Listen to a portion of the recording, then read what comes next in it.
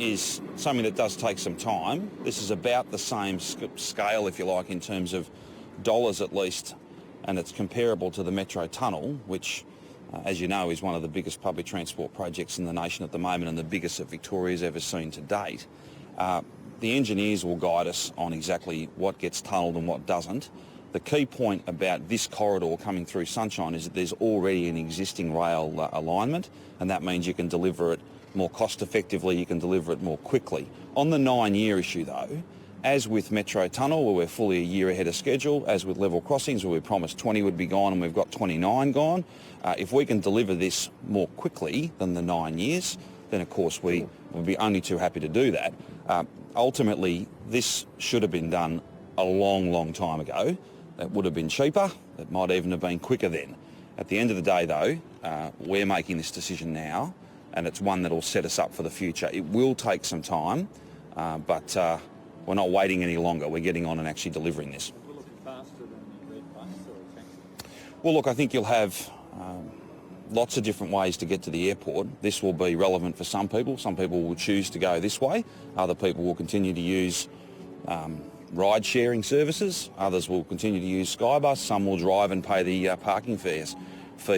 The issue here is to give people choice and to give people an option that they've never ever had before. And when you think about going from 35 to 70 million trips in and out of that airport every year, the airport simply won't function without this rail link. In terms of speed, that'll be determined, just as price will be determined, frequency of services, where the stations will be. All of those issues are part of that very detailed business case. There's already been a preliminary one done to choose this Sunshine Corridor.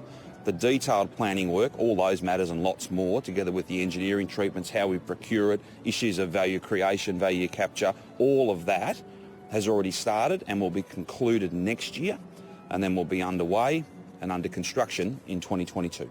Just on what you're saying though, in terms of the choice, and the Premier is absolutely right in terms of the choices Melburnians will make, but this will also be a very important choice for international travellers and domestic travellers coming in. So from a tourism perspective, where you pretty much go to any serious international airport anywhere in the world today, that rail option is critically important for them when they, as I know from my tourism background. So that option is critically important for the tourism strength, I think, of Melbourne as the world's leading destination that it is.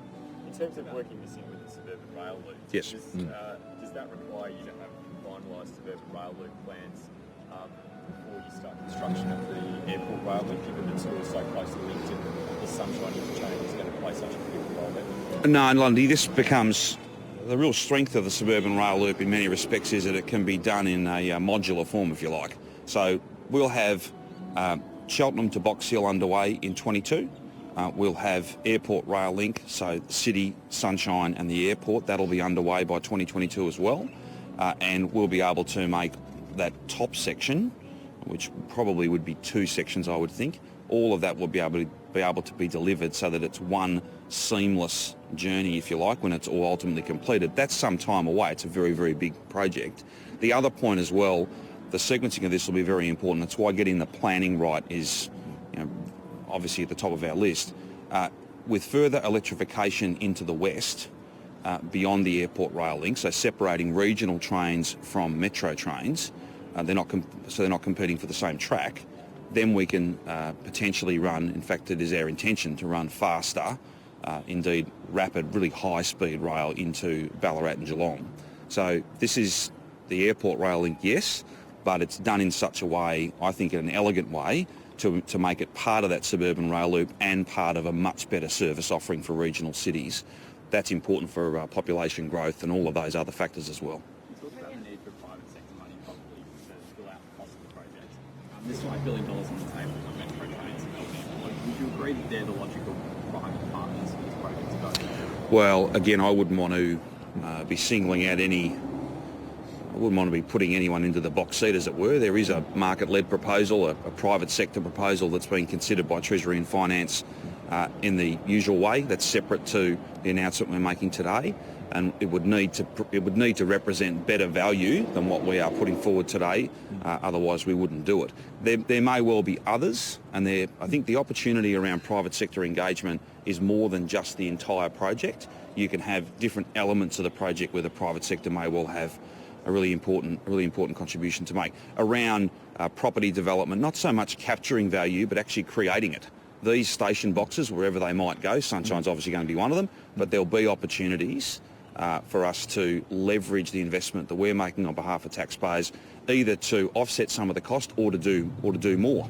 And you know, that's the great opportunity when you get these projects away and you're not talking about them anymore, you're actually delivering them. All sorts of things become possible. The heads of agreement we've signed today, I think, gives the market a lot of certainty about our commitment. Our money's down. And I think that means that other proponents and other participants will really, get their pencil sharpened now and be able to engage in a process which I think will give us lots of options. This will be one of the most significant metropolitan rail projects anywhere in the country. OK, we'll leave that there for the moment. Those are Prime Minister Scott Morrison and Victorian Premier Daniel Andrews speaking.